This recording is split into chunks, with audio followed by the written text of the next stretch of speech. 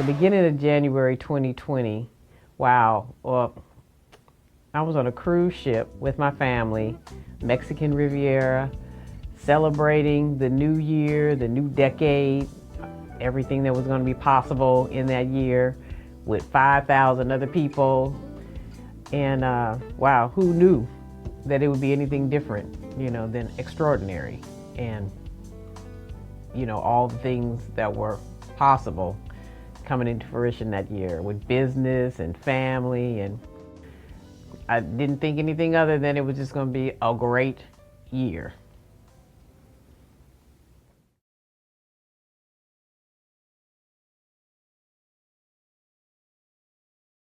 And just in a blink of an eye, we had to adjust to a whole new world. I mean, without any preparation and any warning, overnight we were automatically just shut down, shelter in place, meaning not leaving your home, stay where you are, work where you are. I'm just thanking God that our team had started a work remote option so that we were able to pivot in that quick time frame to continue doing work and being productive. Businesses had to change. I mean, we had to help some of the businesses that we support pivot because they weren't on technology platforms, and restaurants weren't using that platform to the magnitude that they needed to in order to sustain their businesses that were used to having incoming traffic. Airport shut down completely, concessions shut down. I mean, overnight, or our world literally shut down with the global pandemic. And the whole story that we're capturing started with a conversation with a couple of my colleagues to talk about just how we were living history. I mean, we all were saying we are living history in this moment and that we needed to document the story. We're living through history. And, Shonda, given your business, we got to figure out a way to capture this. Yeah. Because this is history. And we've got to be able to tell this story, especially because, Black and Brown people need to understand, they need to hear it from our perspective and through our lens. But we definitely knew we needed to talk about the story and the impact that it was having on the community, and especially the African American community. I started calling people to find out their stories, people that I knew that owned restaurants, and teachers and elected officials and community people and people who were in college and people who are in law school, friends of mine who are entertainers. I mean, it impacted everyone's life. Every one of our lives were impacted by this in different ways.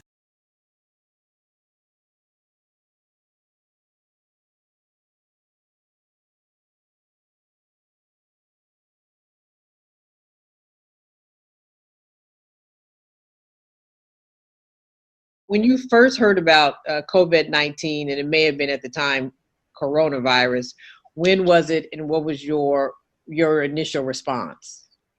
I learned about it in February, the end of February, actually right before I was traveling to Europe. I had planned a trip to market in Paris, and I'd learned that it had moved from Asia to Italy. And then I knew going into Paris, I knew I would be possibly exposed to people who were in Italy during the time that the outbreak happened. I had heard about it earlier in the year, around January, February, when it was a really big problem in China. And at the time, a lot of people were making jokes and, on Instagram, social media, and it seemed like this very far off, distant thing.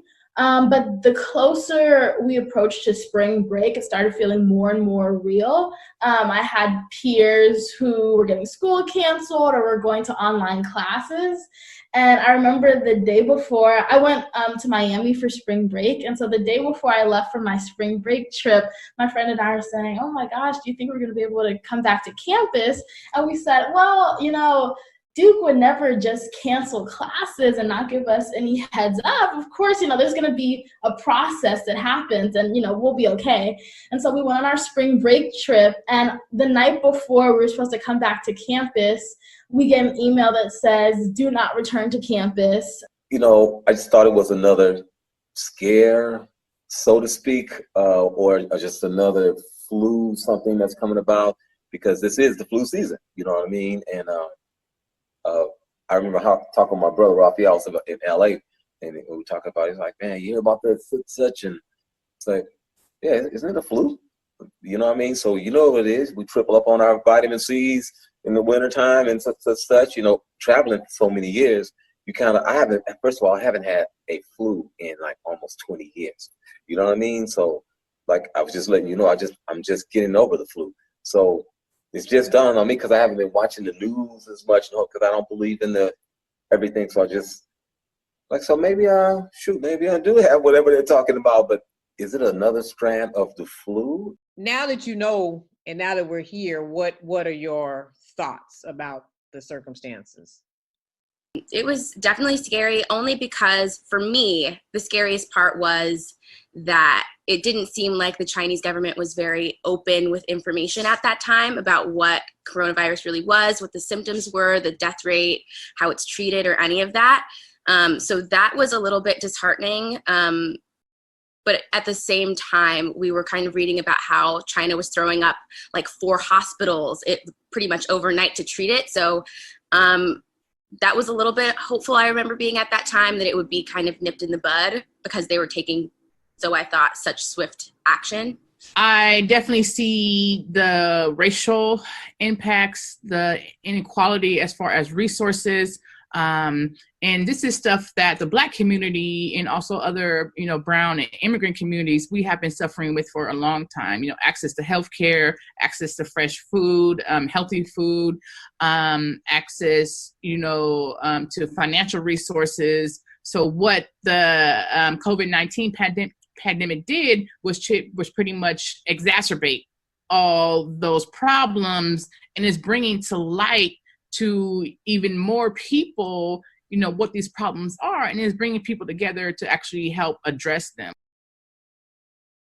The reality of the situation is that while obviously this is something that's taken place all around us, and it's having a tremendous impact on our business, at the end of the day, the airport has been deemed essential infrastructure. And so what we've had to do is to find a way to continue operating as normally as possible. You may be aware, I think many have heard that air traffic, passenger travel is down over 90% nationwide, and that is certainly the case here in Oakland. So we've had to make some adjustments in terms of all of the messaging that we have in place throughout the terminal building, both in postings around the terminal building, also with audio messaging, reminding people of all those CDC health guidelines with the social distancing and the washing of hands and keeping your hands away from your face. It often is a lot worse than what we're hearing. I think we didn't know a lot about what it could become back then. And what I learned from this process is that all those things I was talking about in February, where my friends were saying it's big, this is very different, is coming to fruition. So I wonder how much information behind the scenes is equally as dire. And I hate to be gloom and doom about it, but that they're trying to manage the expectations of us and the public with keeping some of that information back, so that you don't have mass hysteria. I think about, all the people who are suffering right now. I want to get emotional, but it's to know that people are suffering and dying. And people are also putting their lives at stake and risk for us. I think about the healthcare workers. I think about even just like our UPS driver that comes every day to make sure that businesses are open. It's a tough time. it's a really tough time. Speaking on the just the shelter in place, the social distancing, and the distance learning that the students, your children, are now having to do, how has that impacted your life, your daily life? I would get a lot of calls, like, why aren't you closing down school immediately? And it was just this like immediate fear. But I tell you what also was happening for me though, Shonda, was like, well, what does that mean? And what do we do? And where are kids going to be? Like, I immediately was like, and I sorry to be pessimistic, right? I was like, there are kids that are not safe at home. There are kids that do not have homes. And then I was like, I went into the domestic violence issue. Like, I don't know, my stuff was coming up around like, is home safe? And we're saying sheltering in home. So we need to be clear about that and define that. So I was a little bit more on the social side of it around, is this going to be healthy for people? Right now, we're doing online distance learning. And I've signed up, all my kids have signed up. I've got all my classes, all 6 classes, kids are in there. And I've given them like journaling assignments because I really do want them to kind of just take care of themselves during this time. Because all of our teachers, math, science, English, all of them, the other elective teachers are given tons and tons of work. So they have plenty of work to do.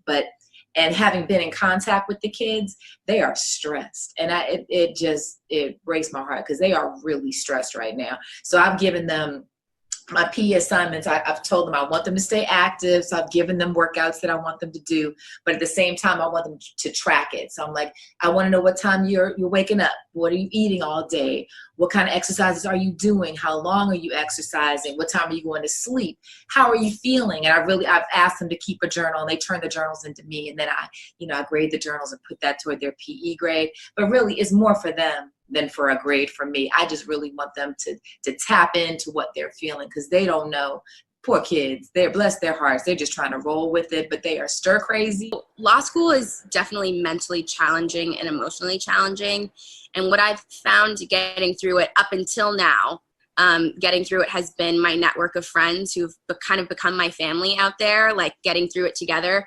So the aspect of that being missing has been an interesting adjustment, doing it kind of like law school isolated well, law school isn't fun, but law school while isolated definitely isn't fun.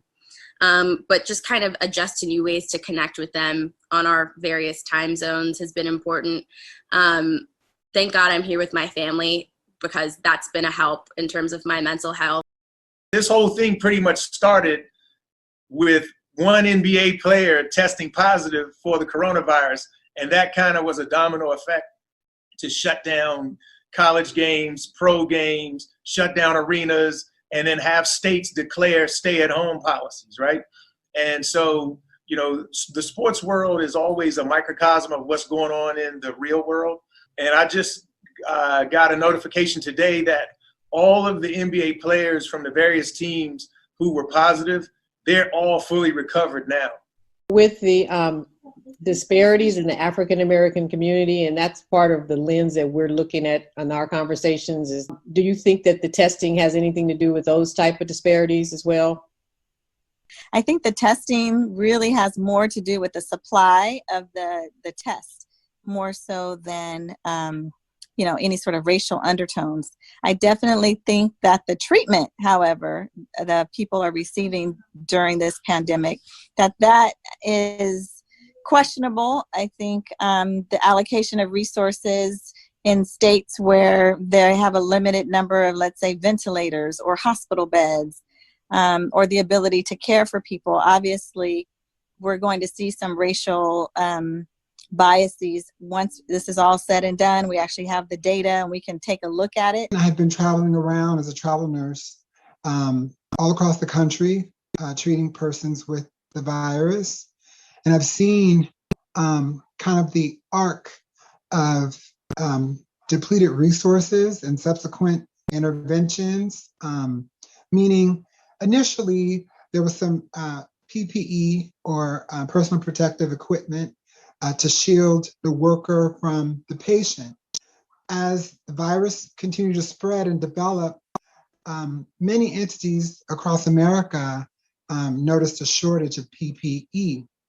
And so subsequently, treatment facilities and hospitals began recycling PPE and enacting various protocols to kind of help the worker feel more comfortable reusing PPE.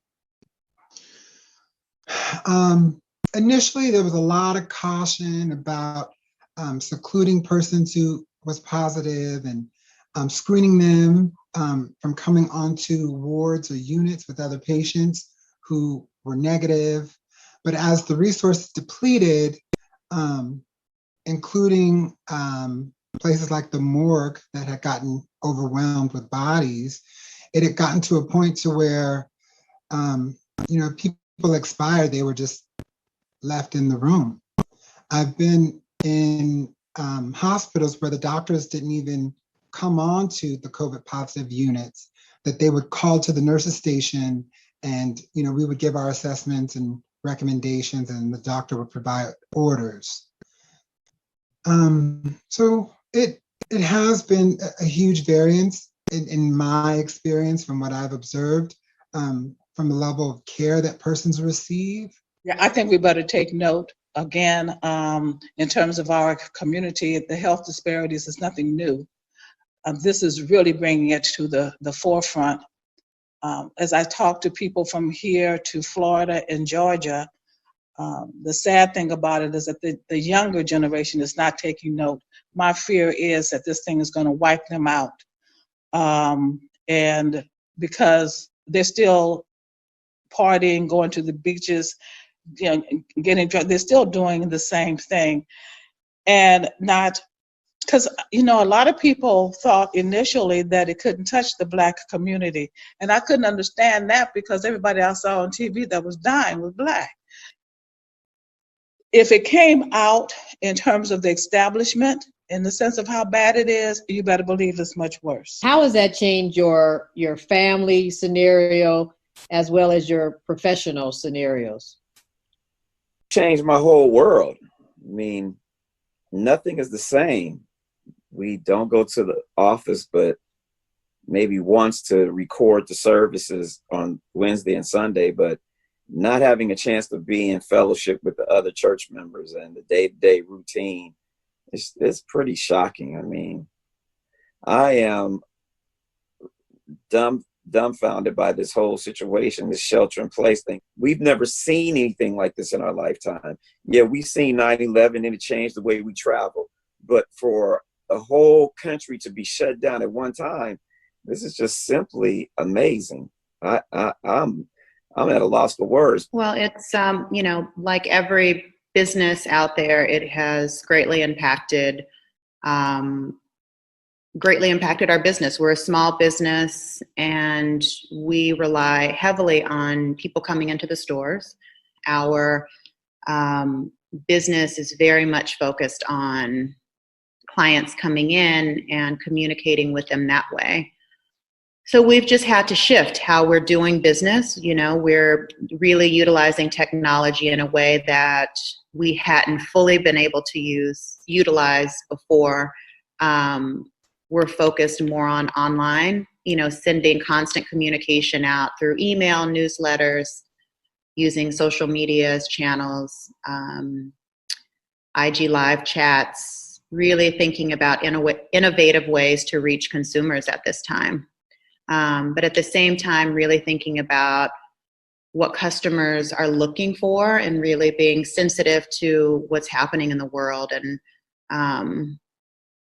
it's like on one hand, I think about, should we be talking about fashion so much when, we're in this crisis? But I also think that our customers really want to support us because, we're very community focused and we're a local business and they care.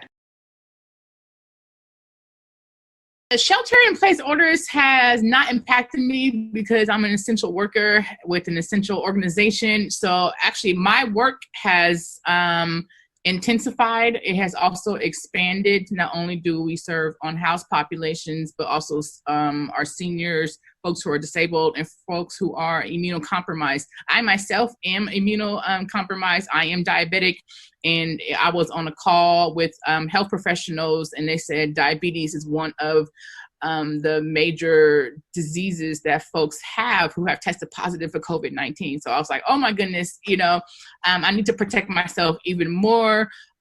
So I have been able to resource from community partners more, PPE, the personal protective equipment, the masks, the gloves, the hand sanitizer. And I've been taking increased measures to protect myself and also protect the communities that I serve. So I'm very aware, of the risk and the risk that I'm putting myself by being in the field. But as far as at the airport, and this goes for the Port of Oakland as a whole, the airport is owned and operated by the Port of Oakland. And so there was a plan put into place immediately after Alameda County instituted the shelter-in-place order in mid-March. And so since that time, we at the airport have been working on the basis of anyone who is able to perform their work at home, then they are expected to work from home. If your duties cannot be performed from home, which for the airport is many of us on the airport staff, then you have to report to work on site. If you are working from home, everyone is on a group A or group B. If you need to come into the office, you can do that, but only on your day. So that's the way we've been functioning since the middle of March. And Zoom has become, and WebEx have become, whether we want it or not, our best friends, because we're definitely relying on those types of services to stay in touch. There's some good things that are coming out of this in terms of us taking more and better advantage of technology that I think we will continue to in the future, and we'll be better off for that. But it's anything but normal in terms of how we're operating. But having said that, I think we're doing an excellent job in the level of efficiency and effectiveness that we've been able to maintain. In every darkness, there's some light. There is light that comes at the end of darkness. What is the light that you can see that happened in this moment with this pandemic, the shelter in place, and all the circumstances that are surrounding us now? I'm looking for that silver lining because all I see right now are the thunderclouds. But again, like for me, I'm discovering, necessity is the mother of invention. So this takeout stuff that we're doing, I'm just learning a lot about delivery service and how we can do some things different than we've done in the past. A part of what we're doing right now is, I'm really going back to the basics. I'm going back to, when I started my business and I was talking to customers regularly, I was pulling things for customers. I was in the store. It was when it was just me and a part-time person working. So it's really taken me back to that. Two things. One, I think people are learning to value what healthcare professionals do on a daily basis more, and just people in general. I mean, everybody who's on the front lines fighting against this, who should be at home with their families, but they're saying, I'm putting someone else's life before mine. I think those are the types of people who, on a day-to-day basis, people take for granted. And so it's just shedding light on how important their jobs are and how appreciative we should be with those people. That God is still the same. Our methods might change, but the message is the same. And it's going to go forth no matter what. Whether we have church on Sunday morning at the Vine or at McClimate's on high school, we're still going to preach the word, the gospel of Jesus Christ, that still saves, it still delivers, it still heals, and it still set the captives free. That's the gospel. What I've enjoyed about this time being with the kids being at home is that I really feel like we have been able to do some things as a family that we weren't able to do before. Because of all of the kids' activities, working, Bible studies, it was pretty rare that we would be able to all sit down and have a meal together outside of like a Sunday. And now we're having dinner together, every night. What I've seen so far that has actually been very positive is unity. I see so many different people talking across so many different sectors who have never talked before, and we are working together more. I see more of our Black leaders. I see more coalitions formed. I've seen the philanthropic sector shift gears and fund people who they probably would have never funded before. I see the work of different groups being recognized, and that work may have never been recognized before, or more so, there wasn't funding for really some of the frontline direct service work. So having more support there. People are donating their stimulus packages, to nonprofit organizations. I've seen so much mutual aid, across the country. I can't even keep track of all the spreadsheets and all the announcements that I have seen about different resources and different supports, whether it's, you're a low income individual, whether you are unhoused, or whether you're housing insecure, or whether you are a resident of color, and then, I've seen direct financial assistance. So like more opportunities to actually put money into hands of people who are suffering financially. Everybody was suffering together. So everybody was in this together, no matter big, small, whatever level, any level. It was all at the same level at the time. And so that became the light at the end of the tunnel that we all had to come together around.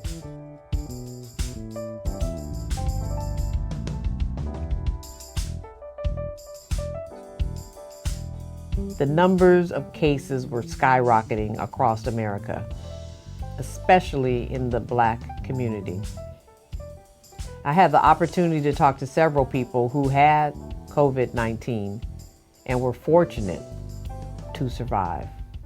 When you first found out you had COVID-19, did you notice any symptoms prior to the diagnosis? So the initial symptoms, I would say, I felt like it was like a chest cold, right? So it felt like I would take deep breaths, and I would cough immediately. I couldn't hold my breath. But I had something similar to it last year, and so I actually felt like it was just a repeat of what I had last year. Obviously, it turned out to be much more crucial.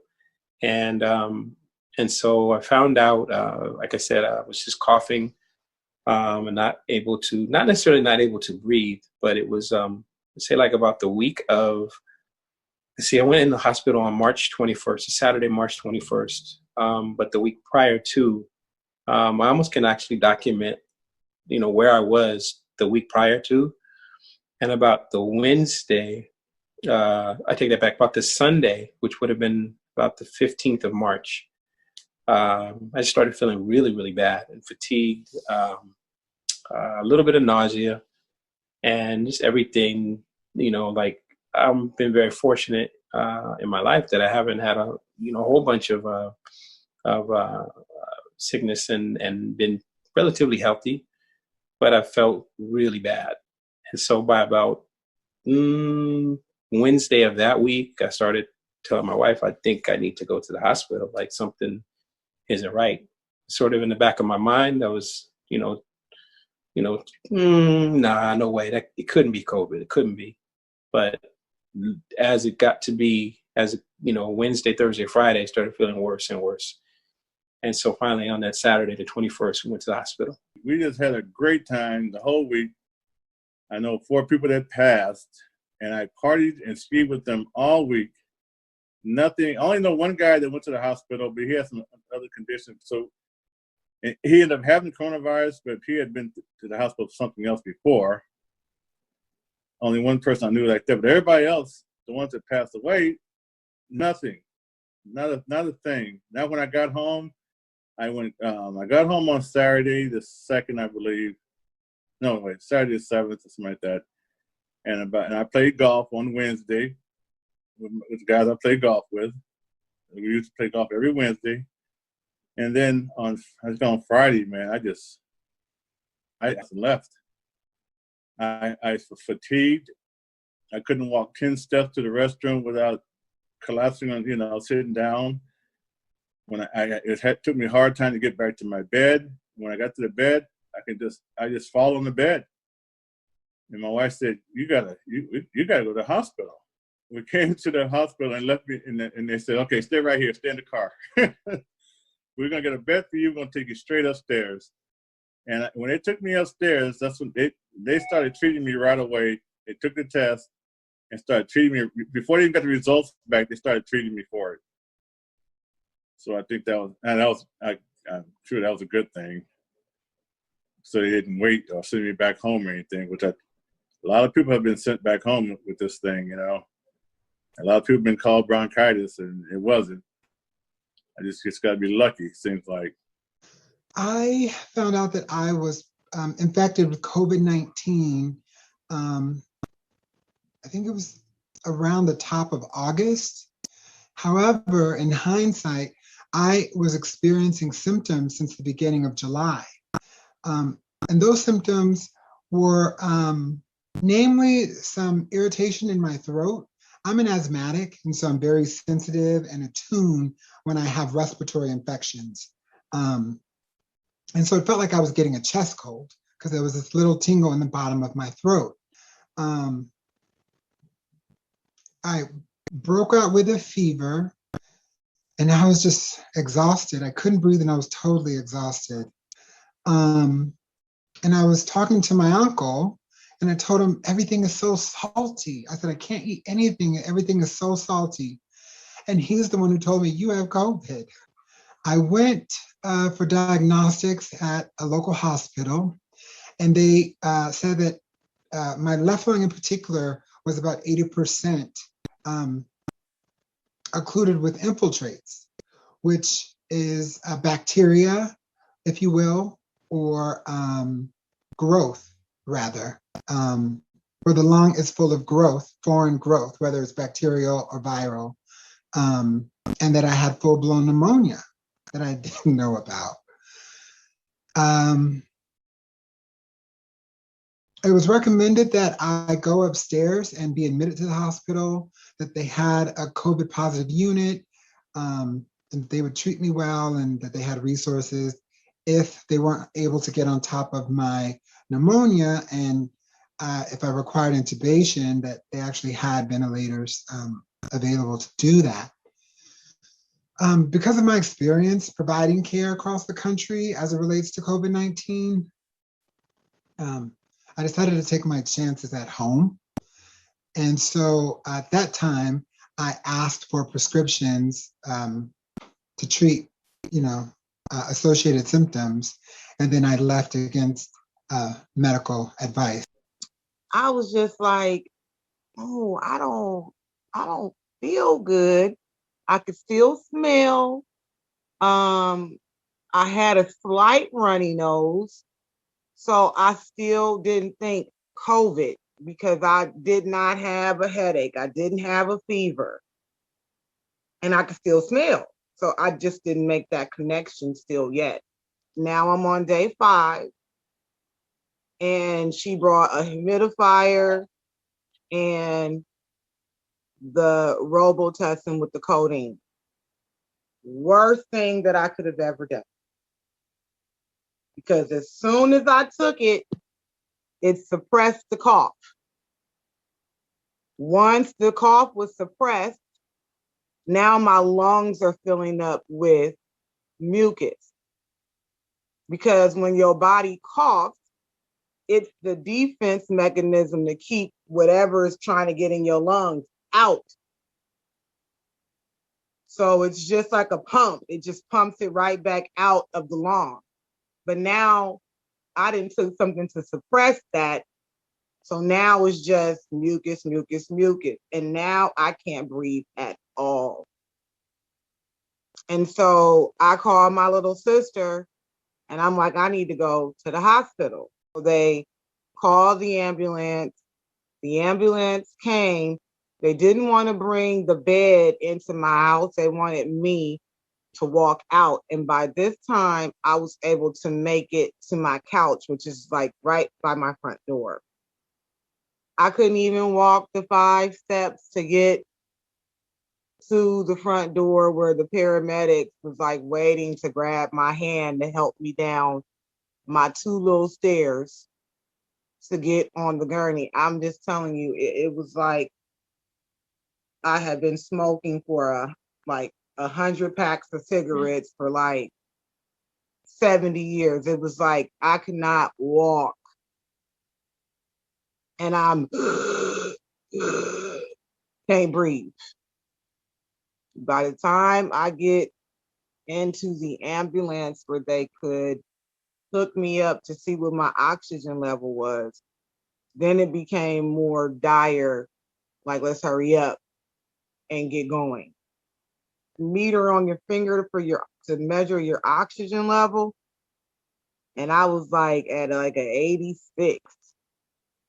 And so yeah, he was like, yeah, we're gonna have to put you on a ventilator. So now I'm in full panic mode because I've been watching CNN and I've been seeing these people on the ventilators, like that image. I didn't see a reflection of myself as a Black woman. Every time the news media was showing coronavirus, it was older, white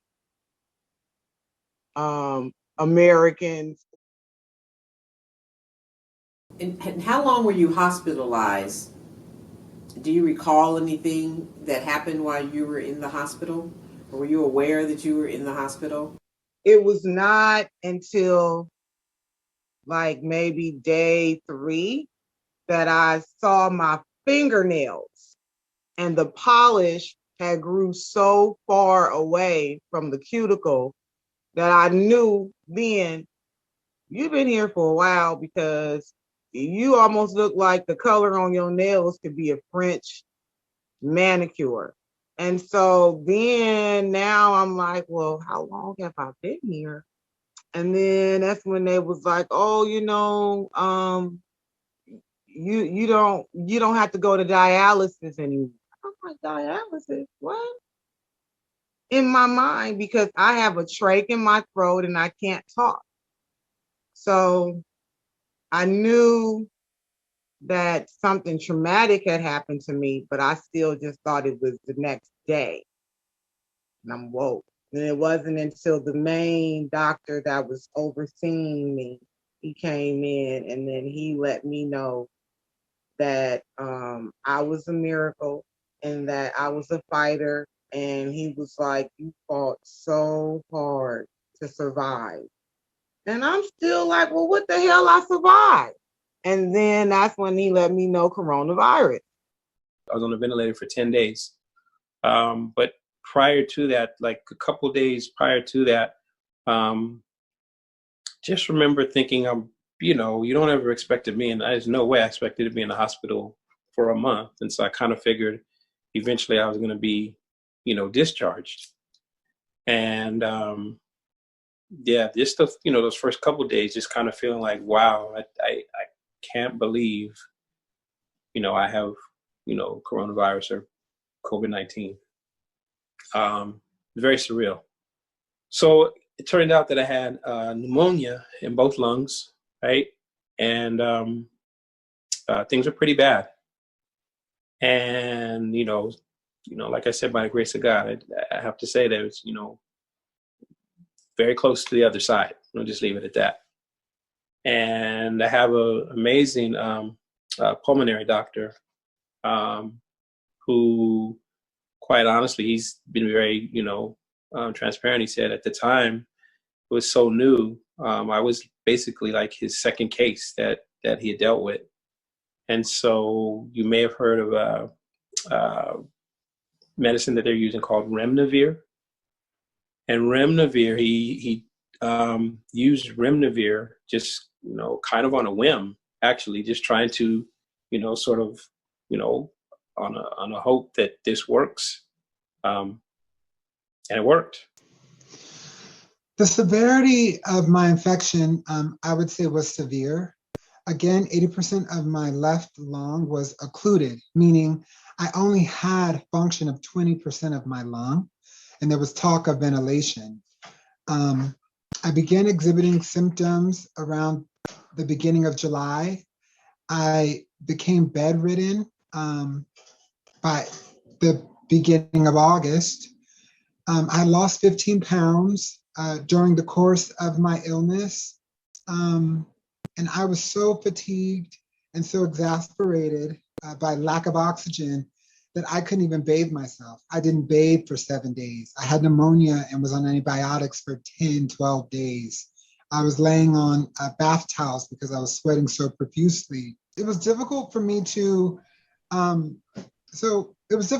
maintain adequate oxygenation for myself just to kind of live, to survive.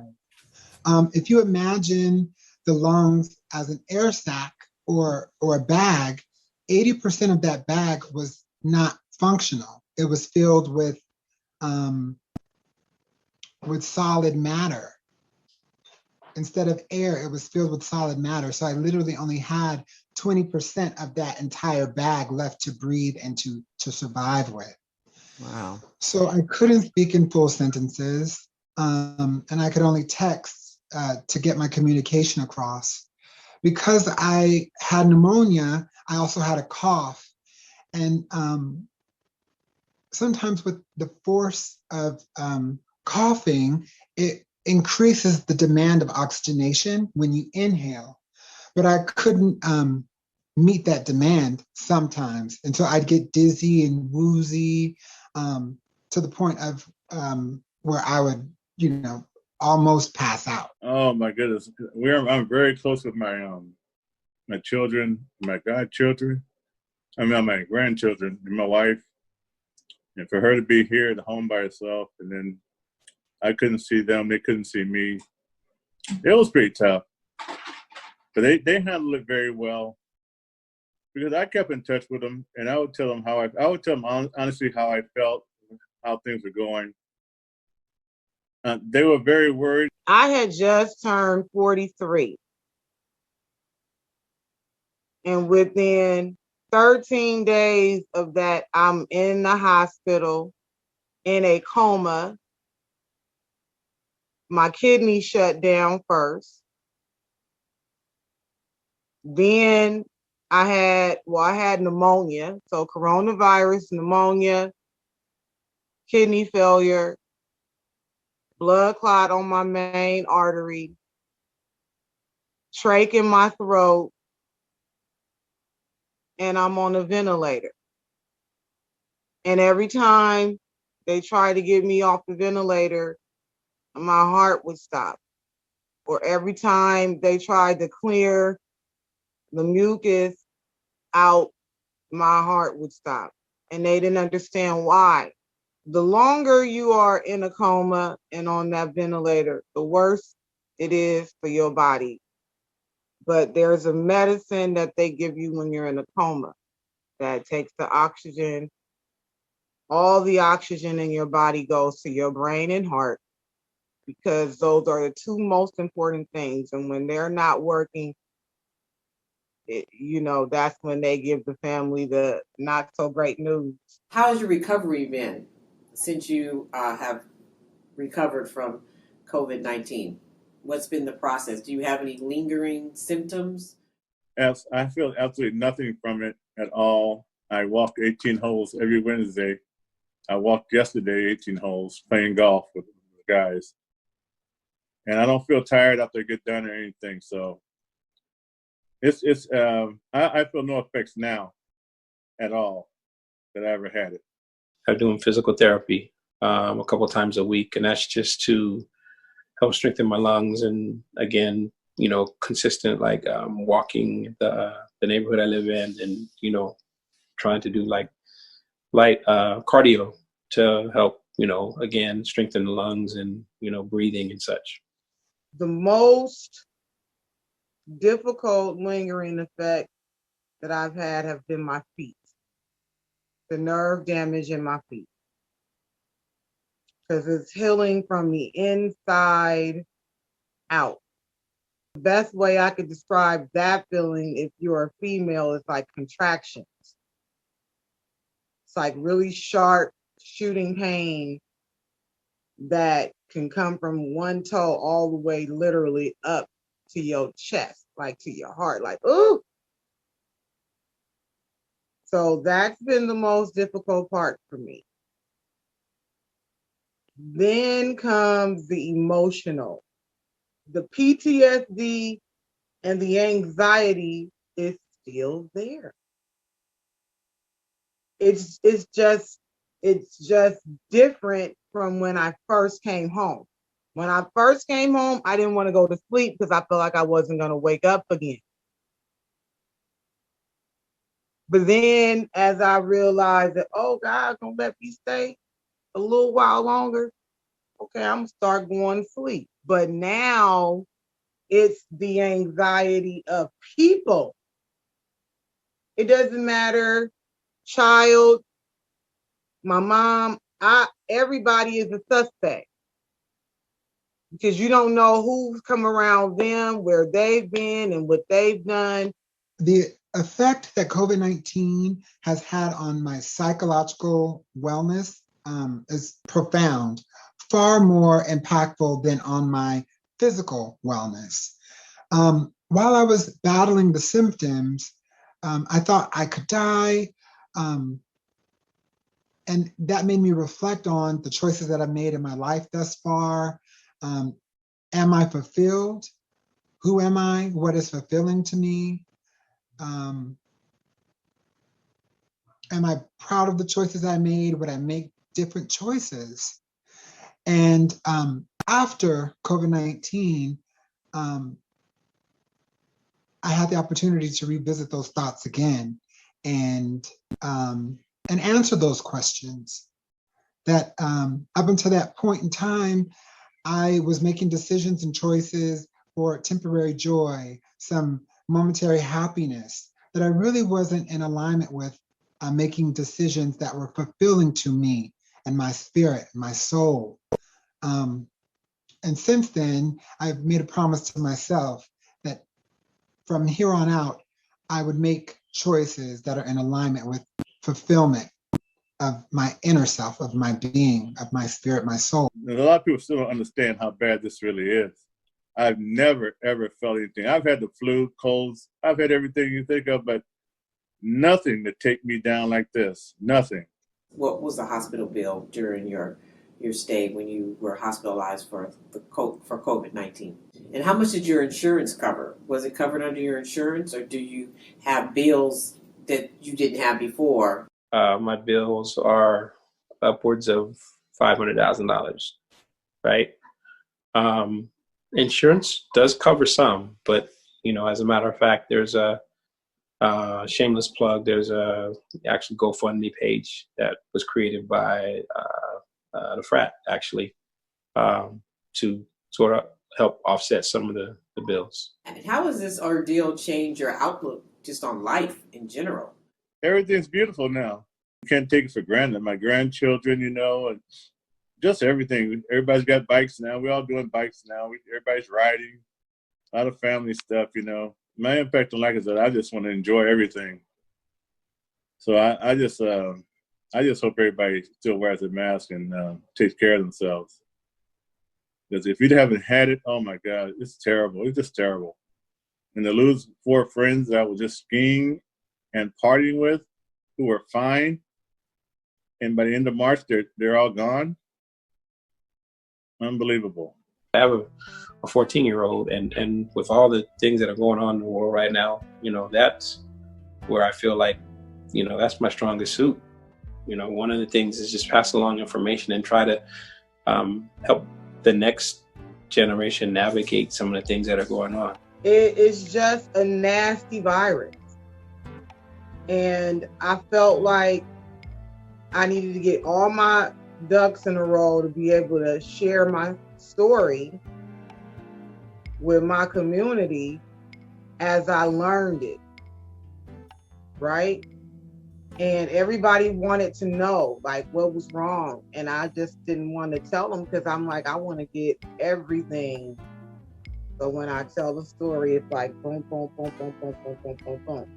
And then I'm gonna show them what television never shows us. Right? So that's how I end up sharing it. And I just only wanted to be able to help one person. If it just saved one person, if only one person watched the video, I was totally fine with that. But to know that it reached people who weren't even on Facebook were able to call me, email me, text me, and tell me that they saw my story because somebody shared it with them. And, almost 10,000 people had watched that one video. Now that America's reopening, what advice would you give people on how to adjust to the new normal? Now that you know what you know about the impact that COVID-19 has on a person's mental and physical life. Oh man, it's tough. They should stay home, but I know everybody can't stay home and everybody won't stay home. Just be careful. And I'm tired of getting on Facebook and seeing all these people talking about their loved ones have passed. And we have to, as the Black community, whether we know each other or not, we have to educate each other. Carry extra masks. If you see young men and women out with no mask, give them a mask. My best analogy is the mask. Coronavirus is like HIV or AIDS because you can transmit it through interaction, right? The mask is like a condom. That's what you use to protect yourself. Travel, get tested before you go, get tested before you come back, so you know where you at. But most of all, take the time to quarantine and not go into public if you're going to travel. That's really all I can say, But the most important message I can say is get vaccinated. Your health is your wealth. That's the most important thing that anybody should be able to take away from here is get your health in order. COVID-19 is impacting all of our lives. No one has not been touched by this disease. And even if you didn't have the disease, you've been touched. Your life's been touched somehow or another. No one's gone untouched. So I realize that. But then when you talk to a survivor of a virus that's killing hundreds of thousands and millions of people in the world, you realize that this is a real situation. And to hear their stories and just how invisible this disease is and how it's taking out lives the way it is, you realize the seriousness of it when you put a face to a disease or a virus.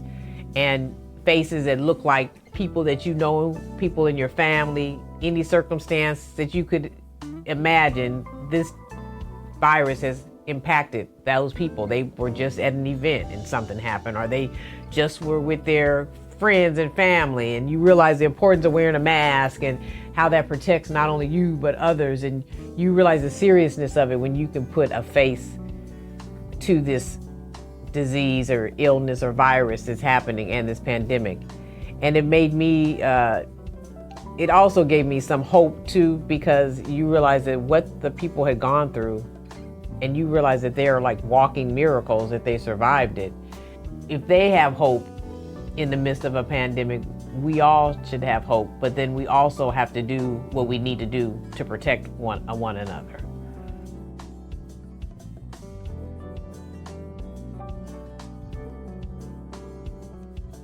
In July of 2020 in California, Governor Newsom gave businesses the green light to open up with limited capacity. And restaurants with outdoor seating began to open up, And it felt like a good time for us to circle back with some of the people that I spoke with during the beginning of the pandemic, just to see how they were dealing with this new normal. Now that we're under shelter in place, how has your life and your business been impacted during this COVID-19 pandemic? Cyber church experience has been wonderful. And it has given me like another level of excitement around ministry again. So I can't see myself just going back doing the regular standard quote. I think we're going to press forward, and we're all in. So what that looks like for our church going forward in the future, I really don't have all of the nuances worked out, but it is something that we are in conversation about. So I really tried to take the things that I'm passionate about, and like my professor said, really find how you can make quality experiences from home. And so, I've tried to do that through school, and then with friends, like how do we work out together over the phone to still keep in touch, or how do we make sure that we have at least like one Zoom call a week where we, catch up, or things like that. So I really tried to change my perspective on those things, and adapt. And it's been getting better now, but it was a rough few weeks at first, trying to just cope with the fact that you don't know if you're going back to school. Exclusively working from home. I mean, I need to go in a couple of times, maybe once or twice a month, to sign some stuff, but really I'm able to do everything from here, which is really great and a blessing, frankly. Yeah, my whole team at work is able to do that, which makes me happy because everybody can stay safe and we can still do what we need to do. I got a number of calls from people within the community that said, hey man, if you open up, we'll support you. So I took a chance, I opened up a little bit slowly, and people were coming, people were being supportive. And so I said I'll be a little bit more aggressive and, give this thing a go from a takeout and delivery standpoint. And from that point, I've been doing about 20-25% of what we ordinarily do. The bills are still at 80 to 100%, but some of them have been deferred. We have meal prepping, that's worked out. Now what can we do next? How can we take that and pivot that into something else? What can we add to that to keep it fresh? What can we do to make it, put another level on it, or some other sort of profit center, and keep going? Because as much as World Central Kitchen is needed, and it was needed even without this pandemic. We heard that 18,000 kids in Oakland Unified were going to go hungry if they didn't go to school when schools got shut down. And so we decided that we wanted to work alongside Oakland Unified School District to help them and enhance their capacity to continue serving meals. So they did their part to continuing cooking breakfast and lunch for the kids, and we supplemented that by bringing other partners to help provide additional meals for the families. We're also, because of the shelter in place, businesses were shut down, and we found families, parents that lost their jobs. So all of a sudden, it was an economic issue where they couldn't afford food as well. So we wanted to make sure that we serve the whole family in the community, not only through OUSD, but again, starting to look at other partners out there that were serving a broader set of families. The partnership with World Central Kitchen was one that we just were really excited about. Aisha, as a chef herself, had a connection to Chef Jose Andres, who's the founder of World Central Kitchen, and they had a conversation, and they talked about the initiative called Restaurants for the People. And Aisha and Stephen said, one, we care about meals getting to families, everything from the homeless population to seniors, elders, foster youth, anyone who needs a meal now, we want to make sure they get served. And two, it was an economic strategy as well, because during the shelter in place, all these restaurants in Oakland got shut down and they were not operating. Some of them kept going with some of the takeout service, but what a great strategy to feed the community using an amazing asset that we have, like an Oakland, like a restaurant that can prepare healthy, nutritious meals and serve them to the community and to those people that need the most. So we took a big leap and effort to reach out to World Central Kitchen and said, we love what you're doing, but we want to do it bigger here in Oakland. Everything from small cafes to larger, more established restaurants and everything in between that are now serving 85,000 meals per week.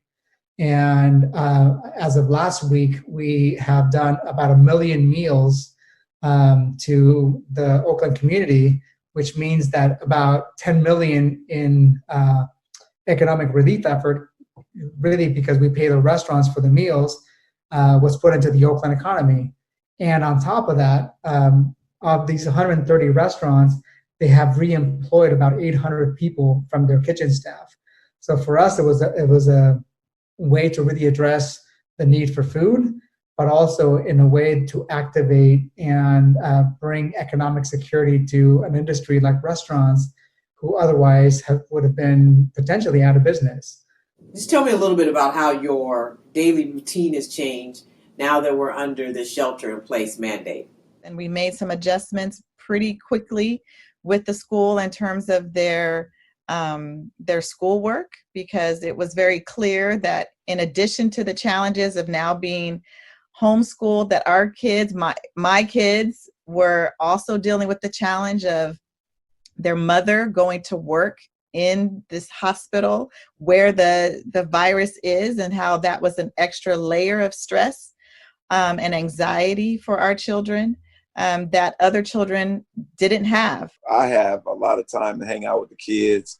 So we've been hiking, taught Zach how to ride his bike in one day, and we hadn't had time to do that. And it was that right there, this whole pandemic experience, that right there was like the best moment I have had since all of this has occurred. My family being able to spend more time with my son. I mean, I was traveling so much for work. I was, every month I was gone on a business trip. So it's been really nice to just like hang out with my kid all day, even though I was homeschooling and trying to work. There were some challenges with that. But overall, I mean, it's, listen, I had 3 home cooked meals every day. I was cooking a lot more, hanging out with my family. It was all good in that sense. And now, how has this shelter in place and this pandemic shutdown impacted your business revenue? The Oakland Airport is flying at roughly 25% of its total number of passengers right now, and that's a high. So as you can imagine, the concessionaires, the airlines, we're struggling on that part. So the port is actually thinking that we're going to face about $100 million annual revenue decrease between the end of this fiscal year, which ended June 30th, and then all throughout next fiscal year. So until next June 30th, we're looking at $100 million less in revenue. Now I'm only open from 4 to about 7:30. So that changes everything and changes how the day is structured. It's also put a total damper on our alcoholic beverages sales. The financials don't work. They don't pencil out for you to have a full-time bartender there for that period of time. So it's a little bit different. But again, now that I've seen the support, I want to be more aggressive on those. And I think in about 2 weeks, I'm going to offer on a regular basis takeout cocktails. We were definitely impacted, significant decrease in sales because both stores were closed, obviously. So the online part of our business was not the biggest part of our business. It was a smaller percentage of our overall sales. Brick and mortar is just where we do the bulk of our business. But now we've really, like I said, we had some time over the last few months to really rethink how we do business going forward, what makes sense for the overall sustainability and growth and all of those things. But we definitely were impacted financially. Absolutely. I have a deferment But the real challenge is that at some point the bill is going to come due. So I would be in a situation where I have the current rent that will be due, and then I'll have to pay the deferred rent. And you'll be paying that with a maximum of 50% of the revenue that you could generate. So that's a business model that's not viable. And so my hope is that landlords, commercial landlords, renters, banks, cities have to get together in some way to figure out how to be able to spread this over a period of time.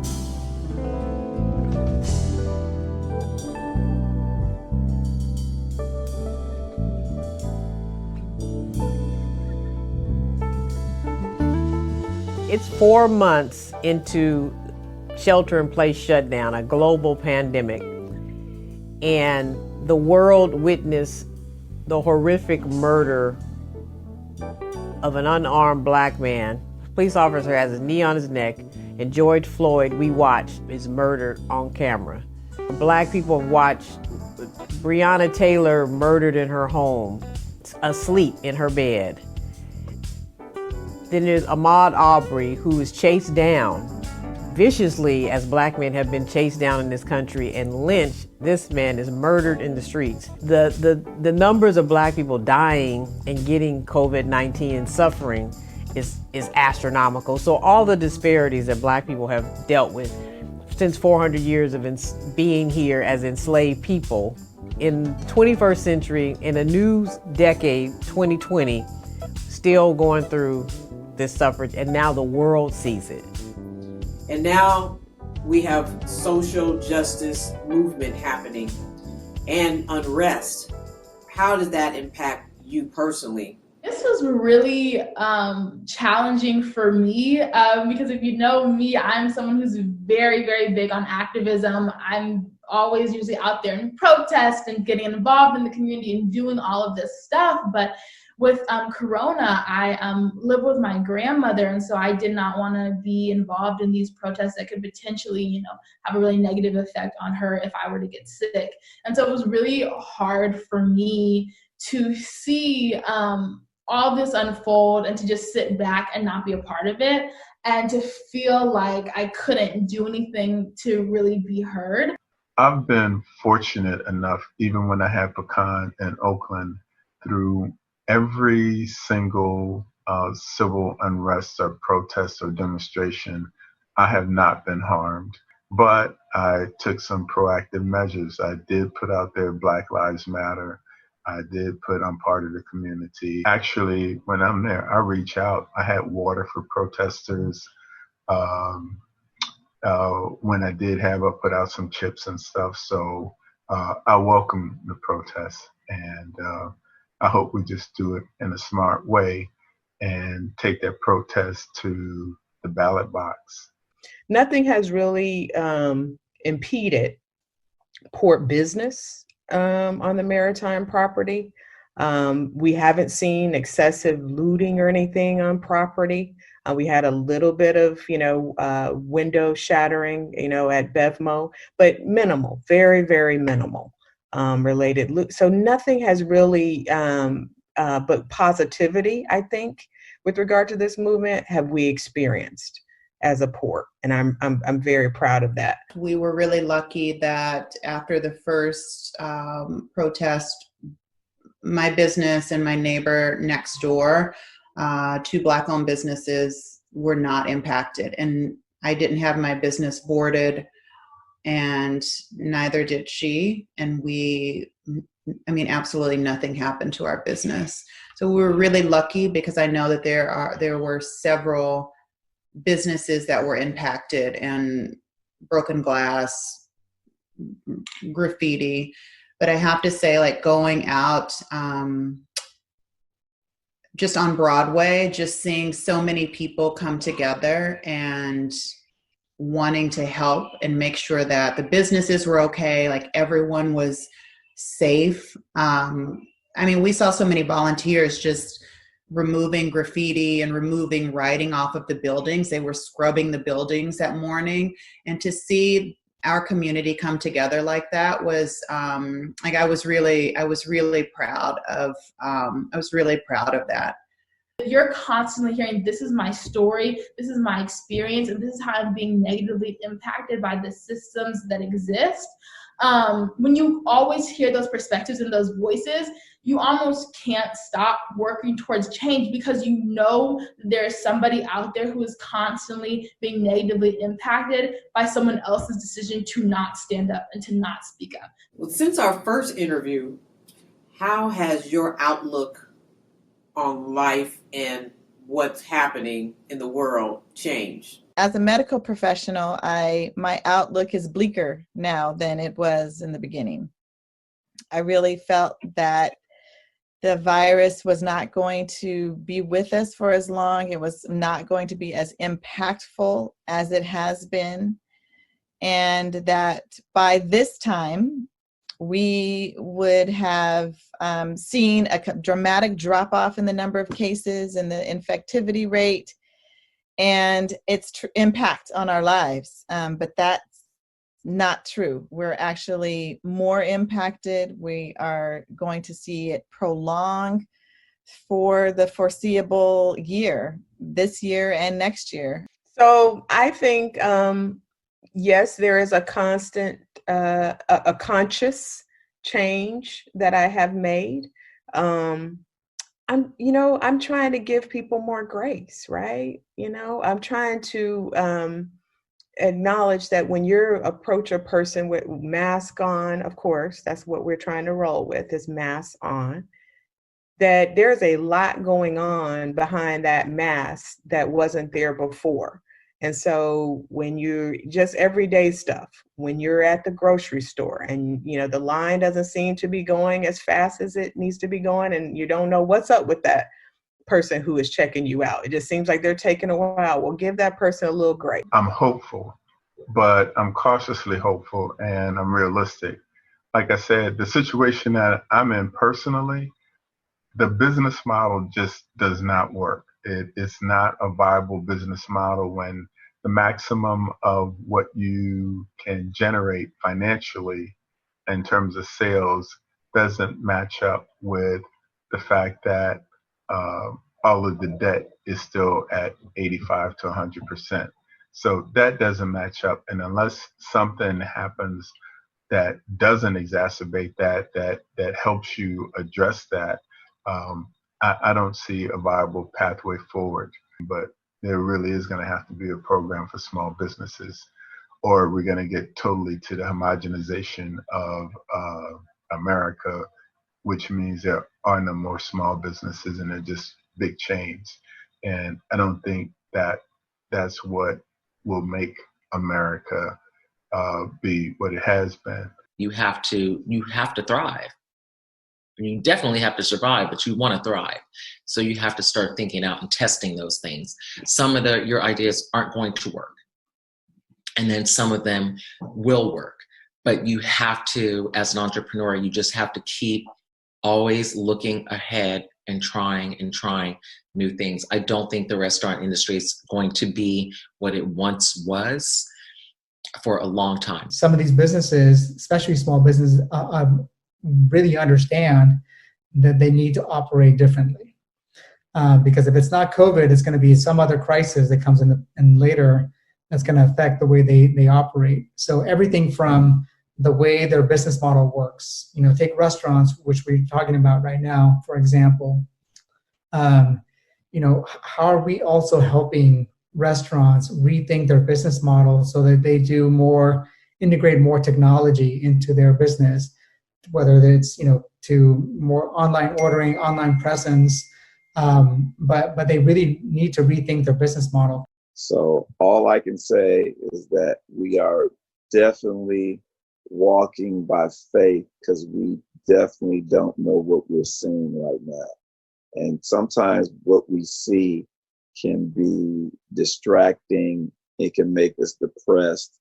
It can give us all of these anxieties, and the community is feeling those anxieties And so as a shepherd, pastor, leader of a church and a community, and a husband and a father, at this moment, I have to make sure that I'm not showing signs of cracking. So I have to depend on God, because it's a faith walk right now.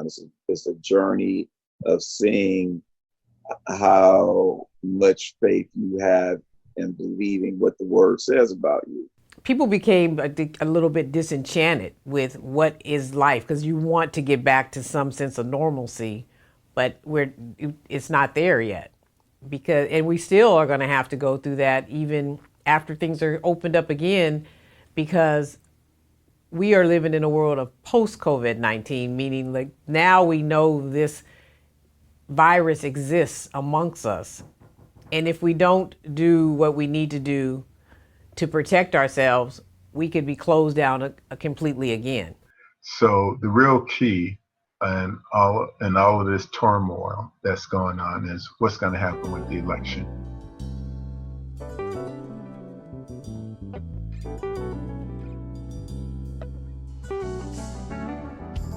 Less than a year after the global pandemic started, a vaccine was created faster than ever before. The federal, state, and local governments partnered with churches to serve as healing places, vaccinating our communities. So I understand completely why people are skeptical and hesitant to believe anything that comes out of the mouth of healthcare providers.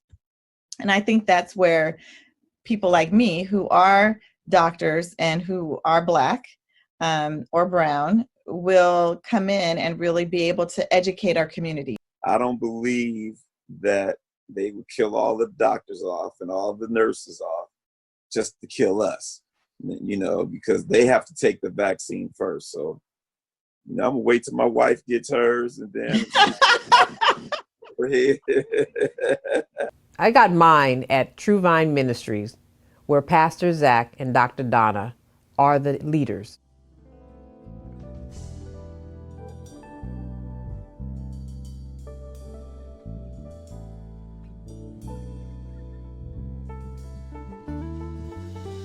Schools are opening up, offices are opening up, and businesses are opening up. However, there are some businesses and places that will not reopen. However, in the midst of the closures and the non-reopening, there will be a new breath of life where people will start new businesses, and churches will change how they serve their communities with their now massive online presence. And we have a new administration in office that are providing resources to sustain and bring equity to our communities. In this moment, I truly believe that we can use this change as an opportunity for us to build an America and world that is stronger and better for all.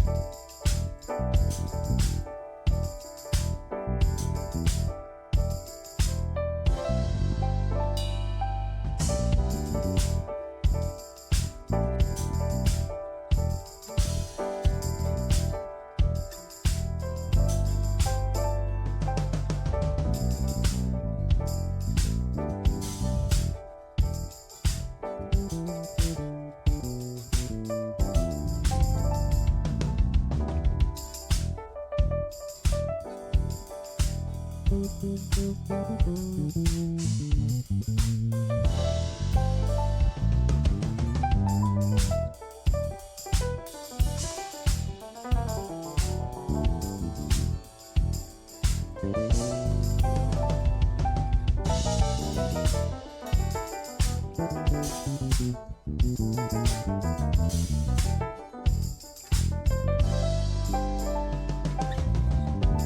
you.